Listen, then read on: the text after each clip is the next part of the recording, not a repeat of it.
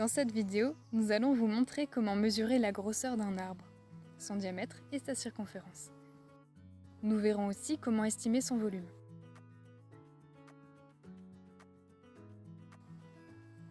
Pour mesurer le diamètre d'un arbre, on utilise un compas forestier. Il existe plusieurs dimensions de compas permettant de prendre des diamètres allant jusqu'à 1,30 m. En voici un. Pour plus de précision et de données, on peut aussi utiliser des compas électroniques. Le compas forestier fonctionne comme un pied à coulisses. Sur le compas, on peut lire le diamètre en centimètres, les classes de diamètre de 5 en 5 et la circonférence. Lorsqu'on veut mesurer le diamètre d'un arbre en forêt, on place le compas à 1,30 m du sol, environ à hauteur de poitrine. La mesure se lit sur la graduation au niveau de la poignée. Le tronc est rarement cylindrique, aussi on prendra deux mesures dont on gardera uniquement la moyenne. Ici notre arbre a un diamètre d'1,15 m. Lors d'un inventaire ou d'un martelage en vue d'une coupe, on utilisera plutôt les classes de diamètre. Cela simplifiera la lecture de l'inventaire et la manipulation des données. En dendrométrie, la circonférence, qui est plus précise, est utilisée notamment pour suivre la croissance des arbres, grâce à des inventaires périodiques, mais aussi pour calculer l'accroissement annuel. Pour prendre la circonférence, on utilise un mètre ruban. La mesure se fait aussi à 1,30 m du sol.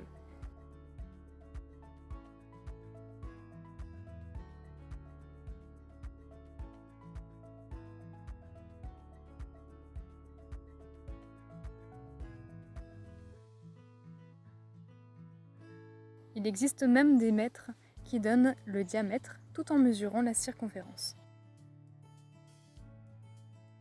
Le diamètre et la circonférence sont des mesures basiques en sylviculture qui servent au calcul de différents indicateurs pour caractériser votre forêt, comme la densité de peuplement.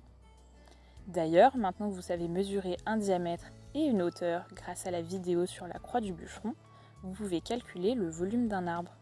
Pour cela, vous pouvez utiliser la formule suivante.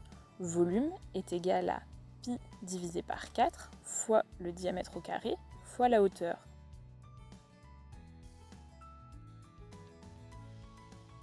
On obtient un volume en mètres cubes. Mais attention, ce volume correspond à celui d'un cylindre parfait. Pour avoir une meilleure estimation, il faut appliquer la décroissance métrique moyenne de l'arbre.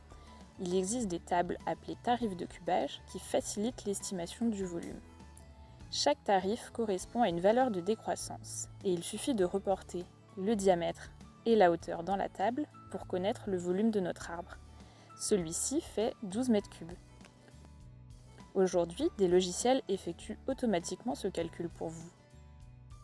Dans une prochaine vidéo, nous aborderons la station forestière. Nous vous invitons à laisser en commentaire les thèmes que vous aimeriez découvrir.